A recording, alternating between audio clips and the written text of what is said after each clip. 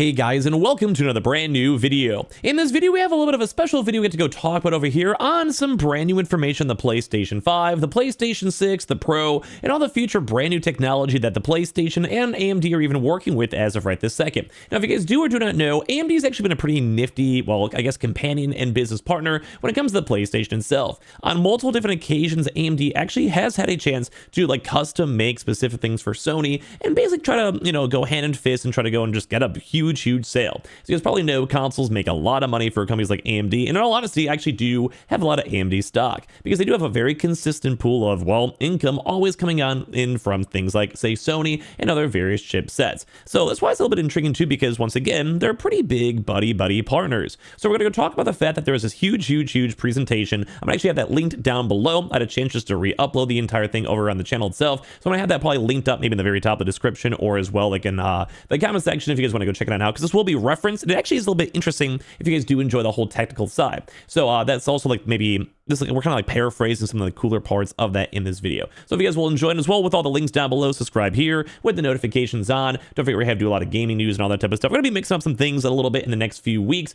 once we go take a little bit of YouTube break. So I hope you guys are looking forward to that. Also, all the affiliate links down below for the PS5s, the giveaway links, like the second Twitter, all that type of stuff. Please go check that out if you guys are normal members. We'll probably enjoy it really soon when we get everything all kind of in the groove. Sorry a little bit of the extra selling out throughout the video. Let's go talk about the fact that the PS5 Pro lead architect Mark Cerny unveiled the codename Amethyst ML collaboration over here with AMD. Now, this is cool. Like, no matter what you're like, if you look at all this different type of stuff coming up with PlayStation, we are seeing them like trying stuff. The PSSR is kind of cool at the end of the day. Now, there are a few issues. We're seeing a lot of drama with it and bugs that have to be fixed. But when it does work well, like I made a video as of yesterday for Horizon, it does work good. Like, it does look nice. So that's why it's nice to go and see at least they are trying. Like, I see the vision. It's definitely we're in the weird road work right now. But either way, there's a lot to go cover over here, a lot of things to paraphrase. So I'm going to probably be reading this and chiming in a little bit myself and reacting to it. So ahead of the launch of the PS5 Pro last month, Sony invited WCC. That's why they're like very select media group. Like a lot of people, some people like Digital Foundry had a chance to have the early look at the console and talk about like the game, like this. Basically, just have a chance to see this type of stuff from, Mark Cerny. And if you guys don't know, Mark Cerny is kind of like the genius of PlayStation who makes like special architectures and work with old consoles and stuff. Like, he's kind of like the big head honcho right now over at PlayStation, especially on the tech side. So Mark Cerny started off the presentation as sort of a bits and bytes talk to principally focus on the GPU for the PlayStation 5 Pro and why it matters. And this has been some 7 years since the beginning of the PlayStation 5 journey. It's been more than enough time for the technology advances to need that additional power to make the most of the console generation. So with the PlayStation 5 already having been in the market for more than 4 years, Mark Cerny admitted that it's taken time for game creators to get up to speed, basically once again saying like, PlayStation 5 Pro, it's chilling, it's fine, that's good, that's our new technology. But the PS5, it took 2-3 years for us to go get all the consoles out, and like some of the games were delayed, and like some people want to push it back because they weren't getting good sales, like Ratchet and Clank. Like, it makes sense, but basically right now we're kind of locked on it, like we're kind of integrated into it. So much of the PS5 Pro presentation focused on what Mark Cerny called the big three: a larger GPU, advanced ray tracing features, and of course PSSR, which we've covered up very extensively on the channel. So the first focus was the larger GPU present in the PlayStation 5 Pro. This might be a little bit of recap for you guys, kind of just give you guys the high levels. We'll get to the bigger part in a little bit, which features a unique AMD architecture that Sony was branding as this RDNA2. There's a hybrid variant of RDNA2 while featuring both custom and future RDNA versions, present the RDNA3 and beyond. A lot of nerdy talk, we know how it is. And this is combined with the GPU that featured 66% more workgroup processors, or WGP, for the graphics solution present in the existing PlayStation 5, basically saying it's a little bit better, rolling on up. And then Sony wanted to emphasize that they decided against fully upgrading the system architecture to RDNA 3. They don't want to have two separate game packages or versions between the PlayStation 5 base and Pro models, not unlike the Microsoft Series X and S.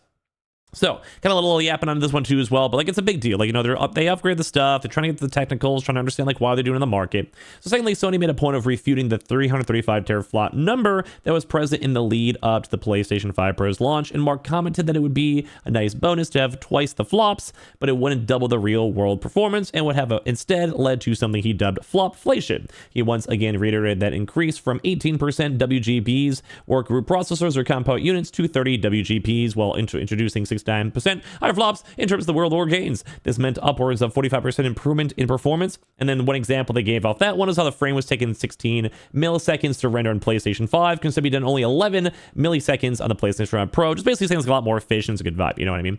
So these additional WGPs were primarily focused on ray calculations and divergence associated by improving the ease of use. Mark Cerny hoped that ray tracing would continue to be adopted at an increasing rate. All around good stuff. So lastly, Sony made a point to touch, this kind of like where it gets a little bit more intrigue on this. Machine learning, PSSR, and kind of the idea of like this future tech besides just like, oh, we have a better GPU. So lastly, Sony made a point to touch on the machine learning or AI present in the PlayStation 5 Pro architecture. By utilizing machine learning, it's possible to give games a graphical boost by having a game render fewer pixels and then utilizing the PSSR neural networks to fill in the gaps. It's kind of like the idea of what PSSR is, and like sometimes I'll actually reference how it's just like a copy paste into certain line groups. Like I think it's kind of intriguing. It basically just is like making you have to make less to produce more, if that kind of makes sense. So this was bookend with the intent that it would not be necessarily result in rendering a small resolution to begin with. By way of extrapolation and frame generation, the possibility exists to have PSSR insert frames between keyframes and reduce the choppiness that's commonly seen in games running at a reduced frame rate. So this type of adjusted rendering would not necessarily be all in terms of graphical processing. Sure, the possibility exists for the developers who use a neural processing units to initially render a title at 5420p. Good Lord have mercy, this is like a lot of technical stuff at 720p, but ultimately it comes down to the matrix math, as Cerny called it, and integer operations at play, namely the tops or the trillion of integer operations per second. So these tops are real numbers that Sony wanted to focus on for rendering efficiency and the actual bandwidth of the PS5 Pro hardware. Like I'm trying to get you guys out, like I'm trying to get like through it so you can get to like the big point. But like, there's a lot. If you guys are technical people, it's probably like fun stuff to hear about. It's basically being like, hey man, we're trying to like figure out how to like process it, make it kind of good, and like how this like AI technology is running all this type of stuff. And I think it's neat. I'm just a little bit like above my pay grade. Like I'm not that smart. So like I mean, like if it's just all working well and dandy, I'm very happy about it at the end of the day. And it's cool. Like there is like improvements. They're proud of these improvements and things are working on. So then Sony also ended their presentation, the PlayStation 5 deep dive, and this is where like the big boy stuff is. I know it took a little bit to get to this point, but this is like the big point. Maybe I should even do like a timestamp on this video and be like, this is the big boy point. It'd be like 7 minutes in the video, which is a little bit late, but like whatever, you know, we got to work up to it. So Sony in the presentation on the PlayStation 5 Pro deep dive by talking about the future potential for what the next PlayStation could achieve, and also a unique collaboration with AMD that they're calling codename Amethyst. While much of the machine learning architecture on the PlayStation 5 Pro pushes the hardware to its limits, there is still a bottleneck at play in terms of system memory access. So this is an opportunity for growth and perhaps to achieve a fully fused network with the PSSR and the overall potential for growth with machine learning as a whole.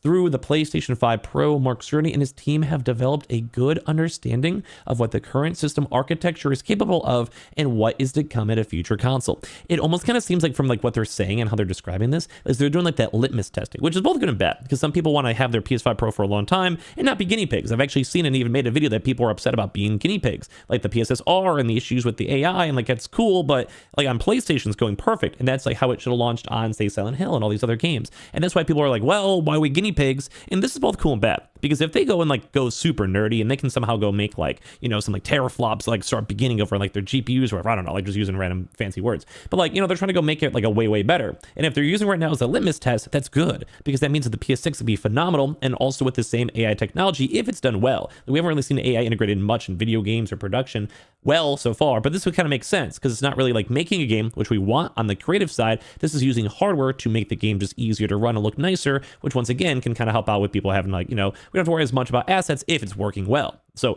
this is why things are intriguing on it. So if they have a chance to go make this even better, then at the end of the day, maybe these next gen consoles will even be more efficient. And that's the one thing they need to go and compete with, let's say like PCs, because while PCs are usually way higher, like the GPUs, right, like almost the 5000 series is a completely different ball game. But at the end of the day, if you utilize AI and make it well and optimize well and just use it as like a hoster for these games, that there is a good potential for this in the future to actually work out really well. And that's why it's actually really cool technology at the end of the day. Like I do think AMD is potentially making something really dope over here at PlayStation if we keep on getting like the people learning it and using the AI networks and basically trying to use this machine learning to like learn how to make these games look good. There is a chance that PlayStation might have its own proprietary AI, and that's a big deal, because if you guys know a lot of artists, they don't want when they have like a big funnel of like, oh, here is, you know, I don't know, here is like my artwork. Like they don't want that because it's just that creative side. But this is PlayStation actually using their own information, like their own games and their own machines that they made to kind of build it on up, which is kind of a nifty idea if you really kind of think about it. Like I can kind of see PlayStation taking over the entire world with AI, because that is like they're getting a lot of testing and a lot of AI growth right now. And that's the main thing a lot of these big AI places need, is like a consistent user base and consistent people actually going and limit testing the information that things are pushing on out.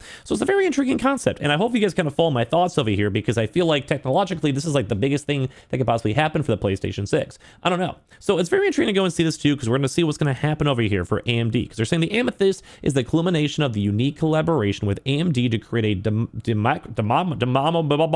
I said so many smart words and I'm just completely choked on democratized, because of who and democracy, I don't know. Library for machine learning built upon multiple generations of RDNA and the Sony Interactive Entertainment's research and development. Mark Cerny likened the potential of this collaboration to developing a sort of a neural network focused on the gaming for graphics. Right there, he's basically trying to say they're trying to make some crazy stuff happen, get these good connections on going, work with AMD, work with PlayStation 5 Pros, PlayStation 6s, and use all this information to make some really cool, dope AI. So this is where the future hardware architects for both machine learning and AI, like I've been talking about, would be integrated and allow developers to use these resources and perhaps guide the technology into unanticipated directions. Basically saying if we have all this information and AI, we can kind of take this on any direction we may ever want to. And that's what makes this even crazier stuff. Now, the PSSR kind of sucks as of right this second, but this actually might be proving people wrong. Give it another few months, maybe another year or so. So we've seen huge improvements when it comes to AI. I almost want to make an AI video on the channel just for the sake of the funness. So if you guys are into that, make sure you guys are subscribed. But like, this is cool technology. Like they're saying, and also saying, rather than this being some matter of proprietary technology solely for Sony, Amethyst is intended to bring broad machine learning across a variety of even devices too as well. So this is like some crazy stuff. Maybe even through on Xbox. Maybe it's also from maybe other handhelds. Maybe it's from their own AMD PCs, and maybe even Sony and AMD can make some crazy partnership. One focusing on PC AI, and then the other one working on console AI. I don't know. There's some crazy stuff here. Give me your thoughts. There's a lot to go, and I want to hear down below. Subscribe if you guys are new. If you guys enjoyed the video, if you guys want to be part for the PS5 Pro giveaway here, our second YouTube account, and all the Twitters and stuff like that, if you guys want to be a part of that. And of course, all the affiliate links down below for consoles. And I appreciate y'all so much for watching here in the first place.